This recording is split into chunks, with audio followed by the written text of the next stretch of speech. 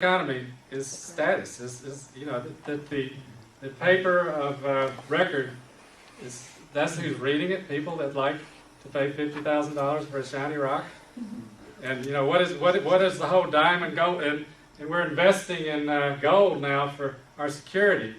Now that's a shiny rock, yellow rock. It's not a great rock. It's very soft. You can't stab somebody with it very well. Out of it, you can't make a shovel out of it. You can't do anything. Yeah. So it's what is this? It's a status-seeking obsession with a scarcity fetish and sort of an aesthetic choice. Me, I like my rocks real brown and dirty. You know, I like to either throw them or build with them. But you know, the society wants a shiny rock that you can see through and twinkles, sort of a Barbie doll rock. So, you know, to me, 80% of the economy is just insane. So much room for progress. You know, we're ruled by Madison Avenue and by vast currents in history that don't make at all any sense. Maybe two more questions here. Comment? Go ahead. Okay.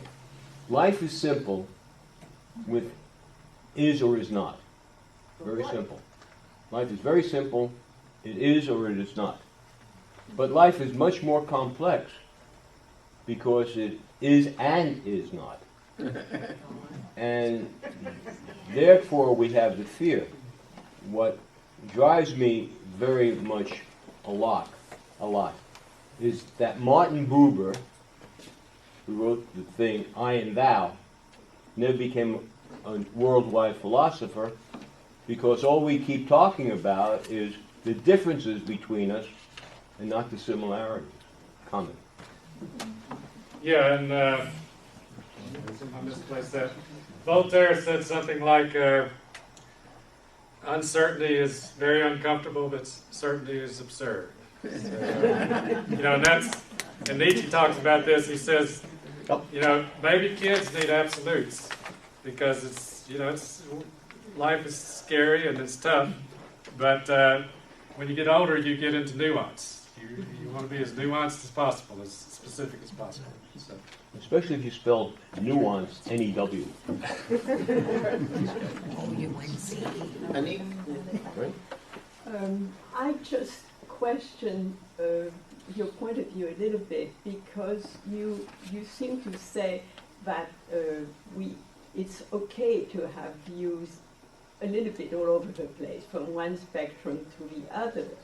But on the other hand, I think we're kind of suffering from that right now. We're not focusing on, and we don't have a leadership either to guide us in politically. I don't mean religiously, but I mean politically. And so as a result, we get all excited because everybody is acting up in Wisconsin. But it's not all over the place, you know. Another group has this other idea, another group. We just don't seem to be able to focus enough to achieve and to accomplish and to change. And this is why we're hitting such a wall with the conservatives. We just are misreading them all over the place, it seems to me. And we're not successful at addressing the issues which they address. And some of them are fairly valid in my view. Absolutely. So, and and that's part of the job is we're opposing this monolith. They got the first century religion, 18th century economics, and that's it. yeah. Whereas liberals have the entire universe, all the history, all religions, all philosophies, and we choose whichever one. And so, you know, our tolerance of conservatives should make it real easy to be tolerant of each other. I mean, we're all, you know, working hard as liberal free thinkers, but we value things differently. But, you know, like you said, somehow we need to unite. And often it'll be around one issue or stuff. You know, which issue is it going to be, but hopefully we'll do it. Maybe we won't. That's another terrible thing about free thinking is maybe we won't. Well, the conservatives control the media, so therefore they control what we think or how we think. Oh, They say the liberals control the oh, media. They also accuse us of class warfare while they're perpetrators. Exactly. while they practice it. A philosophical point. It's a dilemma. Deep within our DNA, we have two drives, one for sex and one for hope. Sex allows us to continue.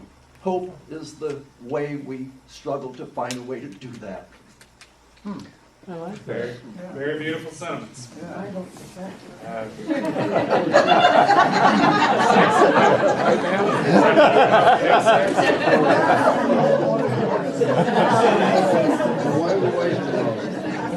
What's going on with Well, we're going to have the final reading. Okay. it? All right, thank you very much. Yeah.